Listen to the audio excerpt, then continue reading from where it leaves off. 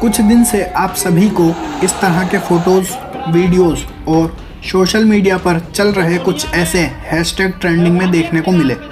क्यों? आइए जानते हैं आज की इस वीडियो में। तो कैसे हैं आप लोग? मैं हूं आपके साथ अजीज़ अहमद और स्वागत है आप सभी का आपके अपने YouTube channel GK study hive पर।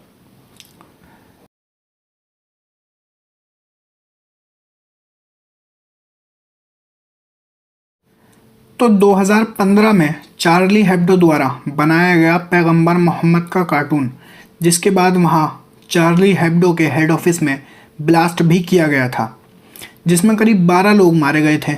उसी कार्टून को चार्ली हेब्डो द्वारा 1 सितंबर 2020 को दोबारा रिपब्लिश किया गया।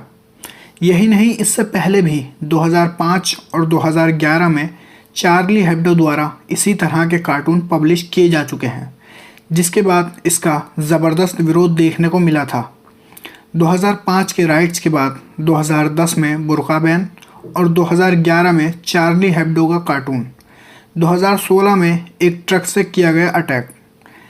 देखा जाए तो फ्रांस में पहले से ही हालत ख़राब है।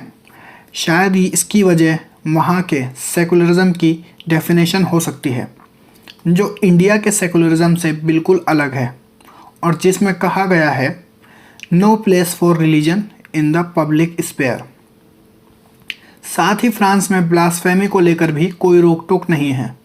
ब्लास्फेमी मतलब आप किसी भी रिलीजन के बारे में कुछ भी कह सकते हैं, चाहे वो अच्छा हो या बुरा। फ्रांस में ये प्रॉब्लम सिर्फ मुस्लिम के साथ नहीं है, बल्कि ज़्यादातर इमिग्रेट ग्रुप के साथ है, जैसे सिख वगैरह। लेकिन ज़्यादातर इसका असर मुस्लिम के साथ देखने को मिलता है। 16 अक्टूबर 2020 को एक टीचर सैमुअल पैटी ने अपनी क्लासरूम में फ्रीडम ऑफ एक्सप्रेशन पर चर्चा के दौरान चार्ली हेब्डो द्वारा पब्लिश किया गया कार्टून दिखाया, जिसकी वजह से क्लासरूम में मौजूद एक रशियन बॉर्न लड़के के द्वारा उस टीचर की गला काटकर हत्या कर दी गई। जिसके बाद फ्रांस में इसके खिलाफ आवाज़ें उठने लगी कि आखिर ऐसे कैसे एक टीचर की हत्या की जा सकती है। इस पर फ्रांस के प्रेसिडेंट एमेनुअल मैक्रोन की तरफ से इसको एक इस्लामिक टेरर अटैक बताया गया और एक बयान दिया गया, जिसमें उन्होंने कहा, we will not give up cartoons. Macron उस टीचर के साथ खड़े दिखाई दिए और उस टीचर को एक हीरो बताते हुए फ्रांस का हाईएस्ट सिविलियन अवार्ड देने की बात कही for representing the secular democratic value of France Republic. साथ ही ये भी कहा, He was killed because Islamists want our future and they will never have it। और जिसके बाद फ्रांस में कई मॉस्क को ये कहकर बंद कर दिया गया कि यहाँ सेपरेटिस्ट कट्टरवादी इस्लाम सिखाया जाता है। इससे पहले 2 अक्टूबर को मैक्रोन ने कहा था, Islam was in crisis all over the world. इसके अलावा मैक्रोन ये भी कह चुके हैं, the problem is an ideology which claim it own law should be superior of those of republic. कुछ लोगों का यहाँ ये मानना है कि क्योंकि 2022 में फ्रांस में इलेक्शन है, इसलिए शायद इस मुद्दे को इतनी हवा दी जा रही है। तो ये और ऐसे और भी बयान दिए गए फ्रांस के प्रेसिडेंट मैक्रोन की तरफ से, जिसके बाद दूसरी इस्लामिक कंट्रीज़ ने इसको लेकर रिएक्शन देना शुरू किया, जिसमें सबसे पहले टर्की के प्रेसिडेंट अर्दोगन ने इसको लेकर रिएक्शन दिया। उन्होंने कहा कि मैक्रोन को मेंटल लेवल पर ट्रीटमेंट की ज़रूरत है और बॉयकॉट फ्रांस गुड्स की आवाज़ उठाई। हालांकि टर्की और फ्रांस के रिश्ते पहले से ही ख़राब चल रहे हैं। इसके बाद मैक्रोन ने टर्की की कैपिटल अंकारा से अपने एम्बेसडर को वापस बुला लिया और कहा कि इस तरह के बयान किसी कंट्री के प्रेसिडेंट को नहीं देने चाहिए। टर्की के बाद जैसे कुवैत में सुपरमार्केट से फ्रांस के प्रोडक्ट हटा लिए गए, कतर, ईरान, पाकिस्तान और बांग्लादेश जैसी इस्लामिक कंट्रीज से बॉयकॉट फ्रांस का ज़बरदस्त समर्थन देखने को मिला। इन्हीं के साथ इंडिया में भी इसका अच्छा खासा असर देखने को मिला, लेकिन सऊदी की तरफ से अभी तक कोई रिएक्शन देखने को नहीं मिला है। हालांकि सोशल मीडिया पर कहा गया, लेकिन ऐसा कुछ देखने को मिला नहीं है। जगह जगह फ्रांस के अगेंस्ट लोगों में गुस्सा देखने को मिला। बॉयकॉट फ्रांस की आवाज़ तेज़ सुनाई दी।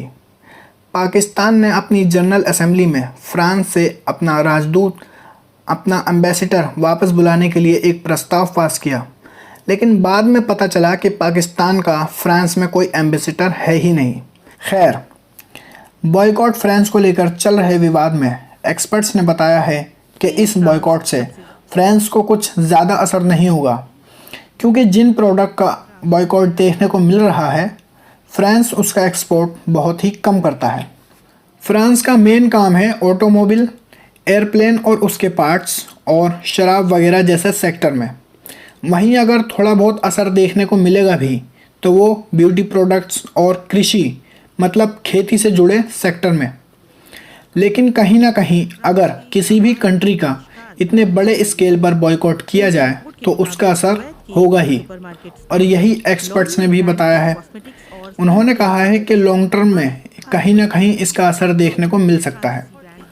और इन सब के बीच जहां फ्रांस अकेला दिखाई दे रहा है, उसका साथ दिया है इंडिया ने। इंडिया ने प्रेस रिलीज जारी कर कहा कि हम इस अटैक के अगेंस्ट फ्रांस के साथ खड़े हैं। उधर 28 अक्टूबर को चार्ली हेब्डो ने एक और कार्टून पब्लिश किया जिसमें टर्की के प्रेसिडेंट एर्दोगन को दिखाया गया, जिसको लेकर टर्की ने सख्त एक्शन लेने की बात कही है। कुछ दिन पहले सऊदी में फ्रांस एम्बेसी में हुए अटैक में अटैकर को पकड़ लिया गया, और फ्रांस में एक चर्च में हुए एक हमले में 3 लोगों की जान चली गई, जिसके बाद पुलिस द्वारा अटैकर को गोली मार दी गई। एक के बाद एक हो रहे अटैक की वजह से फ्रांस में सिक्योरिटी बढ़ा दी गई है, और कोविड के केसेस बढ़ने की वजह से वहाँ एक बार फिर लॉकडाउन लगा दिया गया है। तो ये थी बॉयकॉट फ्रांस को लेकर चल रहे विवाद की कहानी। तो ये वीडियो आपको कैसी लगी आप नीचे कमेंट बॉक्स में लिख कर मुझे बता सकते हैं। साथ ही अगर वीडियो पसंद आई हो तो वीडियो को लाइक कीजिए, शेयर कीजिए, चैनल को सब्सक्राइब कीजिए और बेल आइकन दबाना ना भूलें ताकि आगे आने वाली वीडियो की नोटिफिकेशन आपको मिल सके। तो चलिए मिलते हैं नेक्स्ट वीडियो में।